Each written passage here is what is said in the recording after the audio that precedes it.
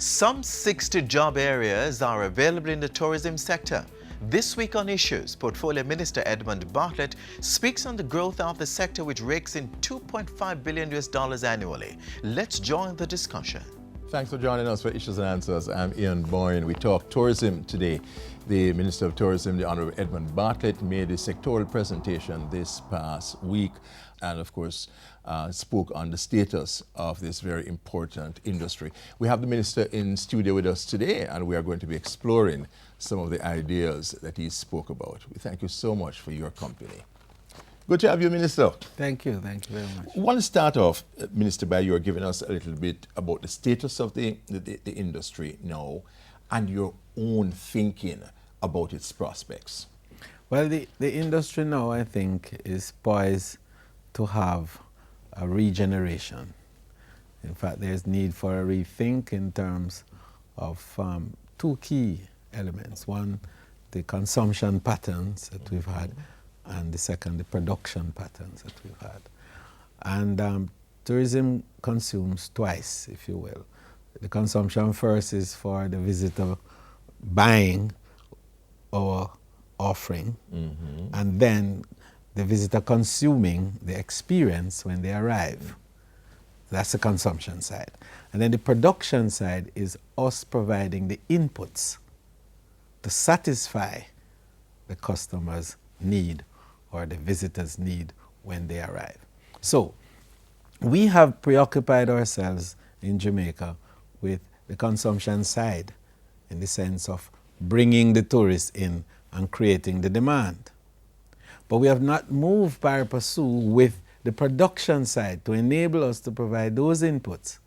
The result is that we have had to import the very inputs that are required to make the visitor have a wonderful time here.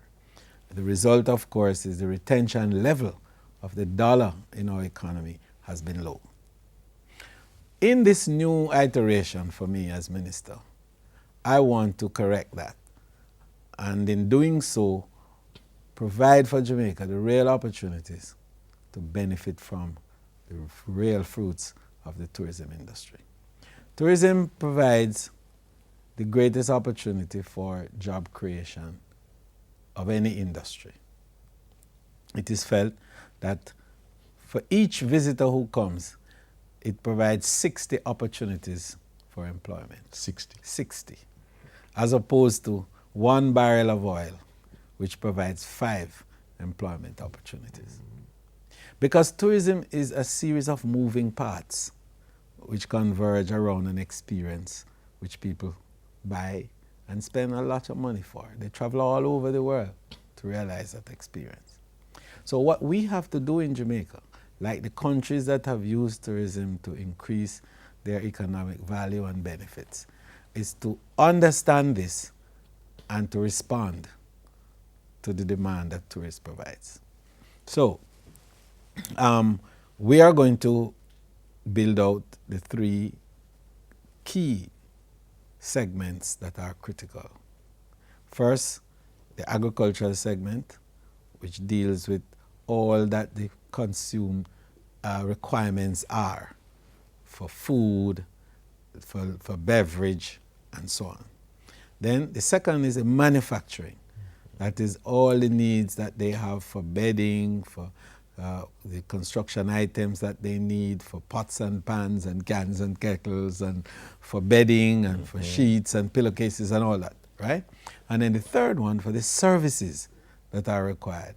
Your banking services, your hospital medical services, your insurance services, and now your marketing services. And previously, we used to go to get marketing services overseas. We can get marketing services right here now, thanks to this new wave, what they call the third wave. Yes, industrialization. or the fourth revolution, the fourth industrial revolution, as they call it. So with mega analytics, that is big data, we are now able to determine where to market. That's true. What segment of the market you need to focus on. In other words, who is talking to you? What are they saying? What do they want? And then, what are you saying now back to them? in this way, you have an opportunity to engage the market yourself through word of mouth. Yes, yes. To engage the market segment by segment. We call that geomarketing. So we can now do geomarketing. And then content marketing. That is to say, we tell the market now what they need to hear based on our understanding of what they need to have. Mm-hmm. And in the context of all of this, there's also virtual reality, Yes. which allows us now to give the visitor a feel of the destination and before they come into the destination. Yes. These are new and dynamic innovations that have overtaken the industry that we have to respond to. And in responding to it, gives ourselves a greater opportunity to retain resources in Jamaica. So the ministry will be taking a highly technologically focused approach to tourism development. Absolutely, Minister. absolutely. Now, beyond the technology and its innovative impact, is the need for us to make tourism more inclusive. That is to involve more people in producing against that demand. So that's what I meant when I said change the production patterns. Mm-hmm. So that we get more people involved in the manufacturing side, but also in the agro-processing side. So we start to produce the jams and jellies and the chutneys and the potato paste and the banana that the industry needs, the chips and so on that they use, as well as the tomato paste, the same thing you call ketchup. The eggs. Mm-hmm. So will that mean that your ministry will be working closely with agriculture? With various ministries? Absolutely, because remember I said before, yeah. It's a series of moving parts that must all connect seamlessly to create that experience. So we are going to be working closely with the production ministries. Ministries, with the service ministry, ICT ministry, yes, that provides the education ministry, because that is the next level training in my 5-point. Yes. The building out of the human capital. Let's break it here at this point. The Minister of Tourism, the Honorable Edmund Bartlett, talking to us about his vision for tourism, giving us an idea of the status and where we're going. We take a break, but we'll be right back.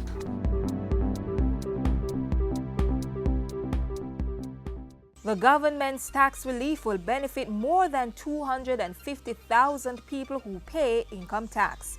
The tax threshold will be moved from $592,800 to $1 million on July 1, 2016, and to $1.5 million on April 1, 2017. The government of Jamaica, building a partnership for economic growth and prosperity.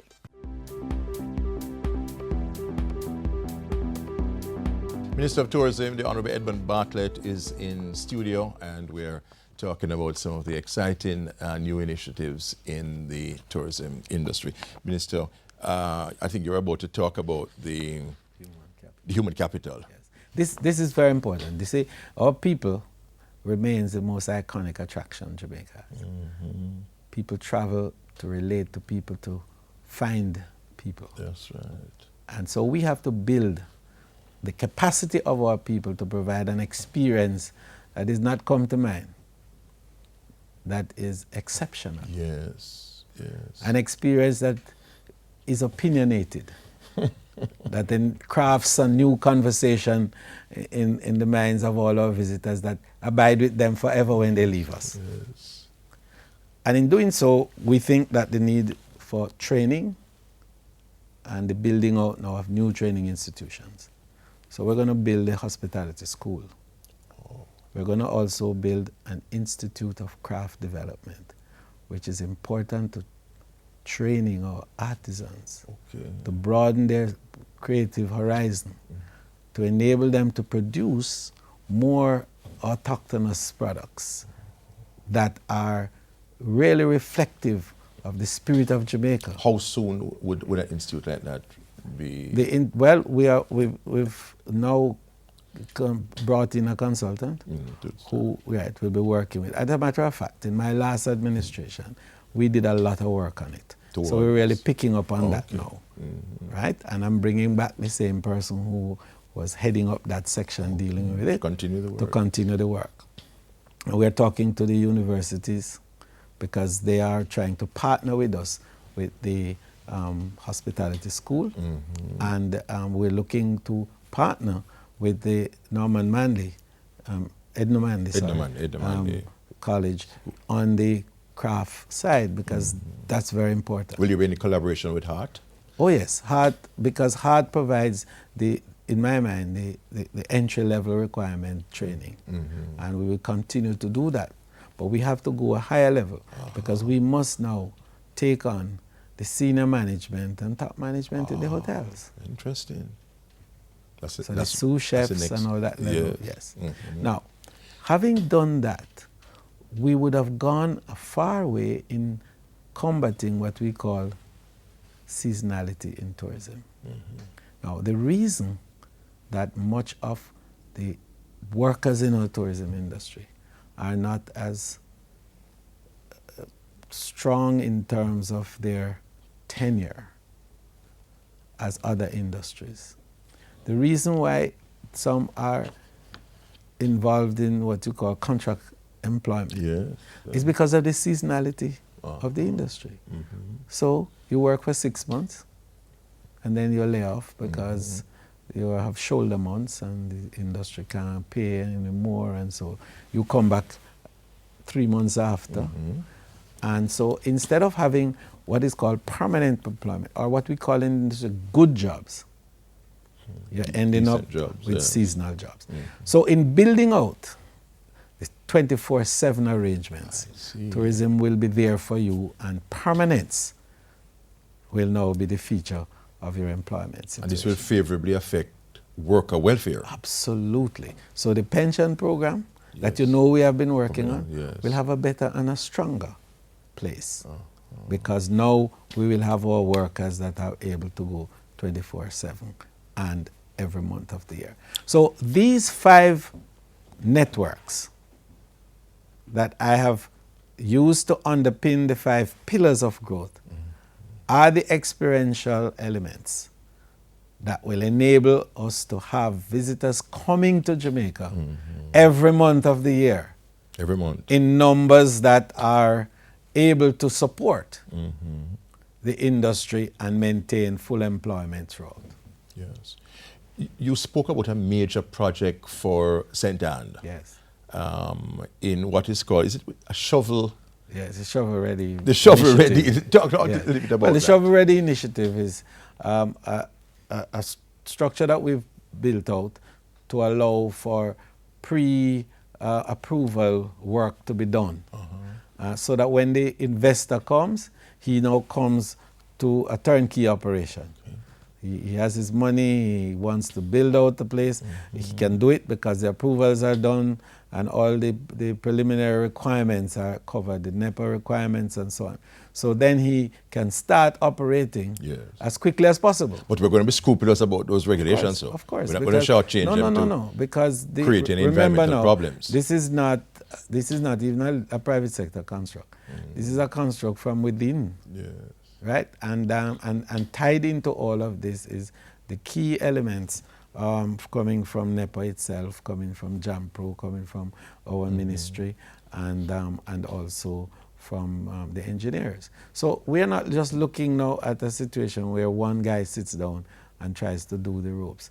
It is a combination of all the skill sets that are within the discrete areas that are responsible for guaranteeing the integrity of our building process. Yes. And just finally, Minister, less than a minute perhaps, what do you see for tourism in the next few years? What are the big prospects? Just right. Our projections are to increase arrivals by 5% per annum for the next 5 years to reach 5 million visitors by 2021, to earn $5 billion for the Jamaican economy, to employ 120,000 people. That is to increase from the 88,000 it is now to 125,000 direct.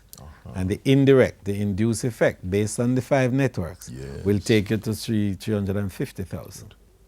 Right?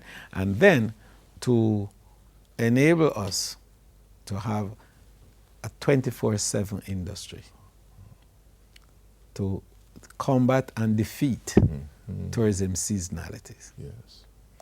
Once we have that, we now have an economy that could truly be called a tourism economy. Thank you very much, Minister. Minister of Tourism outlining his vision for the industry, the concrete plans which are afoot, plans which sound feasible and certainly exciting. We thank you for your company. Next week we'll be back. Until then, Ian Boyne wishing you a very pleasant day.